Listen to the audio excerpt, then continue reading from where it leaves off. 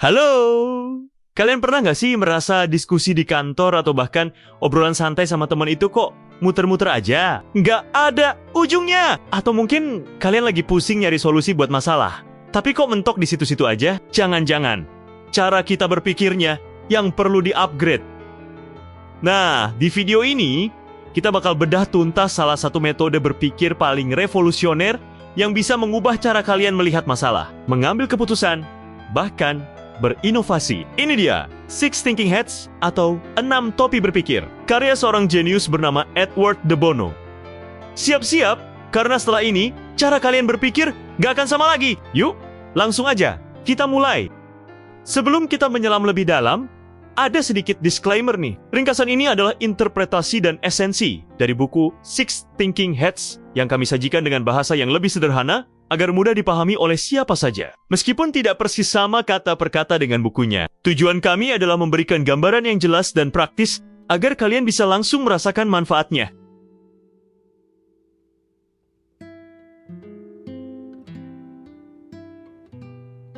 Apa sih Six Thinking Hats itu? Bayangkan ini.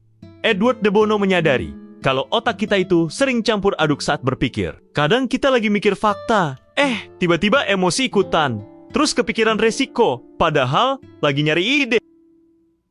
Nah, Six Thinking Hats ini adalah metode sederhana tapi super efektif untuk memecah proses berpikir kita. Jadi 6 jenis yang berbeda, masing-masing diwakili oleh topi dengan warna tertentu. Dengan memakai topi ini, kita bisa fokus pada satu jenis pemikiran dalam satu waktu. Hasilnya, diskusi jadi lebih terarah, keputusan lebih matang, dan ide-ide brilian pun bermunculan.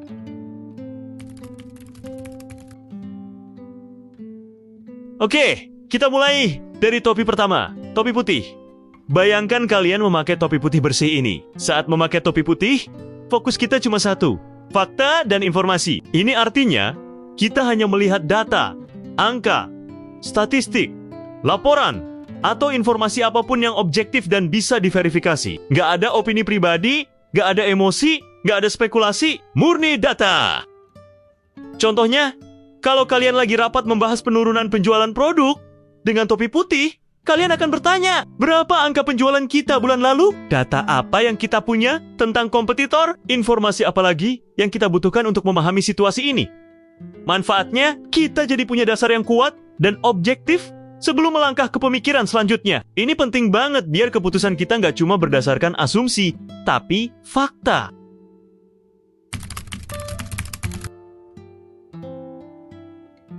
Selanjutnya, kita ganti ke topi merah. Warna merah melambangkan emosi, perasaan, dan intuisi. Saat memakai topi ini, kalian bebas banget untuk mengungkapkan apa yang kalian rasakan atau firasat kalian tentang suatu masalah, tanpa perlu memberikan alasan logis. Ini adalah momen untuk jujur dengan diri sendiri dan orang lain tentang aspek emosional dari situasi tersebut.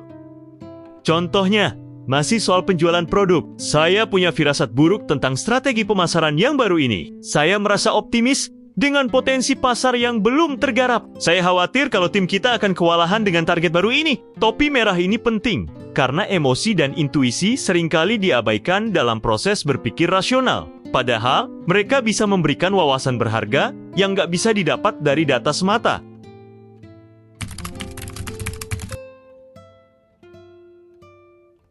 Sekarang, kita beralih ke topi hitam. Topi ini adalah topi pengacara setan atau Devil's Advocate. Saat memakai topi hitam, tugas kita adalah berpikir kritis, mencari kelemahan, risiko, hambatan, dan potensi masalah dari suatu ide atau rencana. Ini bukan berarti kita pesimis, tapi kita realistis dan berusaha mengidentifikasi apa yang bisa salah agar kita bisa menghindarinya atau menyiapkan solusi.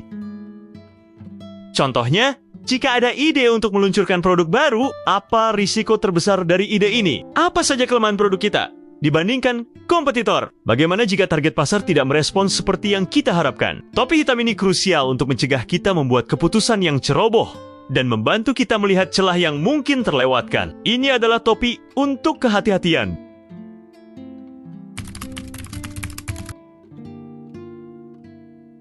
Dari yang kritis, kita beralih ke yang positif. Ini dia, topi kuning. Warna kuning melambangkan optimisme, manfaat, peluang, dan sisi positif dari suatu ide atau situasi. Saat memakai topi kuning, kita diajak untuk melihat segala potensi baik dan keuntungan yang bisa didapatkan. Ini adalah momen untuk berpikir apa yang bisa berhasil dan bagaimana kita bisa memanfaatkannya. Contohnya, melihat ide produk baru. Apa saja potensi keuntungan finansial dari produk ini? Bagaimana produk ini bisa meningkatkan citra perusahaan kita? Peluang pasar apa yang bisa kita raih dengan inovasi ini? Topi kuning ini menyeimbangkan topi hitam, memastikan kita tidak hanya terpaku pada masalah, tapi juga melihat potensi kesuksesan dan peluang yang ada di depan mata.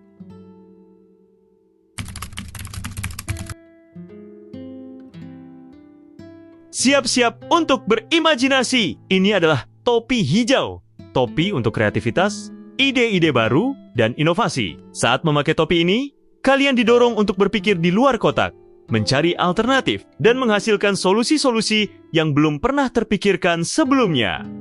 Gak ada ide yang salah saat memakai topi hijau. Bebaskan pikiran kalian. Contohnya, mencari solusi untuk masalah. Bagaimana kalau kita coba cara yang benar-benar berbeda? Ada ide gila apa yang mungkin bisa berhasil? Apa saja alternatif solusi yang belum kita pertimbangkan? Topi hijau adalah mesin pendorong inovasi. Ini adalah tempat di mana ide-ide segar lahir dan kita bisa menemukan jalan keluar dari kebuntuan dengan cara yang tak terduga.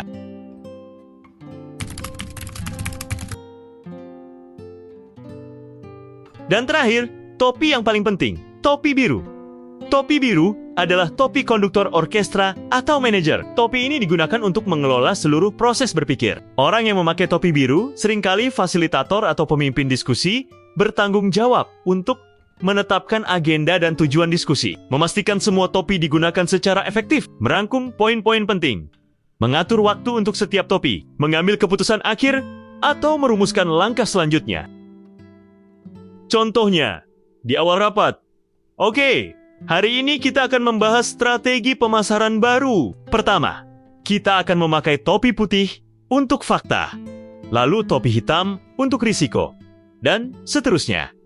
Di tengah diskusi, baik, kita sudah cukup membahas risiko. Sekarang mari kita beralih ke topi kuning untuk melihat peluangnya.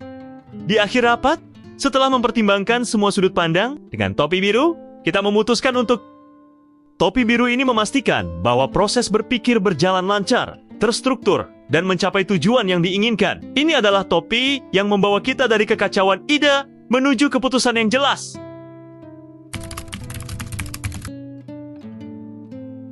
Jadi, setelah mengenal keenam topi ini, apa sih manfaat nyata yang bisa kalian dapatkan? Banyak banget. Diskusi lebih efisien. Rapat atau diskusi gak lagi muter-muter. Setiap orang fokus pada satu jenis pemikiran. Jadi lebih terarah dan cepat mencapai kesimpulan. Keputusan lebih matang. Kalian bisa melihat masalah dari berbagai sisi. Fakta, emosi, risiko, peluang, dan ide kreatif sehingga keputusan yang diambil jauh lebih komprehensif dan minim risiko. Meningkatkan kreativitas. Dengan adanya topi hijau, kalian dipaksa untuk berpikir inovatif, melahirkan ide-ide segar yang mungkin tidak akan muncul dalam diskusi biasa. Mengurangi konflik, karena semua orang memakai topi yang sama pada satu waktu. Fokusnya bukan lagi siapa yang benar atau salah, tapi bagaimana kita bisa melihat masalah ini dari sudut pandang ini. Ini mengurangi ego dan meningkatkan kolaborasi. Pemikiran lebih terstruktur. Metode ini memberikan kerangka kerja yang jelas untuk berpikir, membantu kalian mengorganisir pikiran, dan memastikan tidak ada aspek penting yang terlewat. Bagaimana cara menerapkannya? Kalian bisa menggunakannya secara individu. Misalnya saat kalian lagi bingung mau ambil keputusan penting, coba deh, ambil waktu sebentar, lalu pakai satu persatu topi ini dalam pikiran kalian. Untuk kelompok, kalian bisa tentukan urutan topi yang akan digunakan, misalnya mulai dari putih fakta, lalu merah perasaan, hitam risiko, kuning peluang, hijau ide, dan diakhiri dengan biru kesimpulan. Dan langkah selanjutnya, pastikan ada satu orang yang berperan sebagai pemakai topi biru untuk memimpin prosesnya.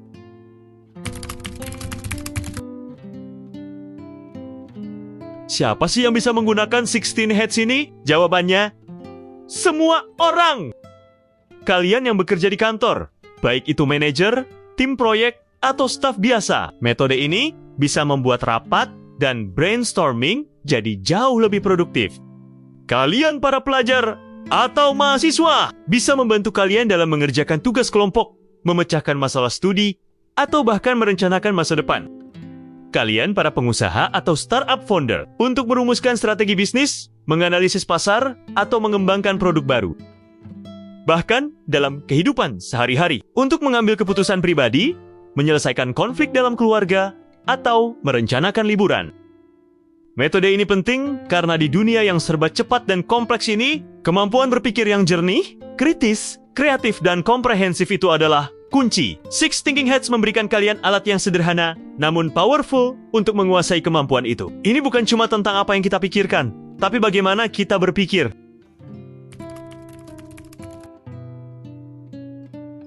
Jadi, itulah ringkasan singkat tapi padat tentang Six Thinking Hats karya Edward de Bono.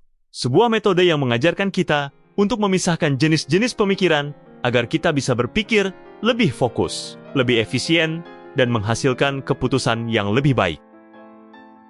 Ingat, kuncinya adalah latihan. Semakin sering kalian memakai topi-topi ini, baik dalam pikiran sendiri atau dalam diskusi kelompok, semakin natural dan efektif proses berpikir kalian. Kami sangat merekomendasikan kalian untuk mencoba metode ini dalam kehidupan sehari-hari atau di lingkungan kerja kalian. Rasakan sendiri perbedaannya. Gimana? Menarik kan? Kalau kalian merasa video ini bermanfaat dan ingin terus mendapatkan insight menarik lainnya tentang pengembangan diri, bisnis, dan strategi berpikir, jangan lupa untuk like video ini, share ke teman-teman kalian yang mungkin juga membutuhkan insight seperti ini.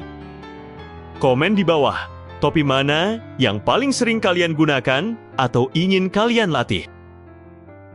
Dan yang paling penting, subscribe ke channel kami dan nyalakan lonceng notifikasinya, biar kalian gak ketinggalan video-video terbaru dari kami. Terima kasih sudah menonton sampai akhir. Sampai jumpa di video berikutnya. Tetap semangat dan terus berpikir cerdas.